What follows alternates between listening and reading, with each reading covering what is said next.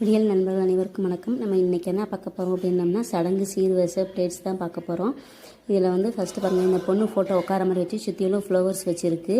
இதுக்கடுத்து வந்து ஜீனி முட்டை, சேலை, இதெல்லாம் வந்து குங்குமச்சிமேல், மஞ்சள் கிழங்கு இதெல்லாமே கிளேயில் ஒர்க் பண்ணியிருக்கு. பல்லாங்குழி, சல்லடை, கண்ணாடி, வளையல், அப்புறம் அண்டா வந்து செஞ்சுருப்பாங்க. குட்டி கப்பு தாய்மாமா சீர் கொண்டு வருவாங்கள்ல, அது எல்லாமே சிலுக்கறி எல்லாமே அதில் செஞ்சுருக்கு.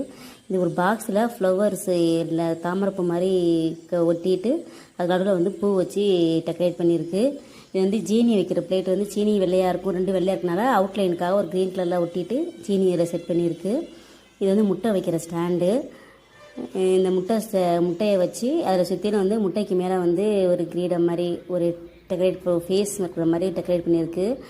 ஸ்கெட்சில் அந்த கண் மூக்கு வாயெல்லாம் வரைஞ்சி ஒரு தலையில் ஒரு கிரீடம் கொடுத்த மாதிரி இதெல்லாமே வந்து அந்த செட் பண்ணி நம்ம வெளியே நம்ம ஊர்வலம் எடுத்துகிட்டு போவோம்ல, அது கையில் எடுத்துகிட்டு போகிறதுக்கு தோதாக இருக்கிற மாதிரி ஒரு பெரிய பிளேட்டில் இது மூணையுமே ஒன்றா வச்சு செட் பண்ணியிருக்கு இந்த பிளேட்டில்.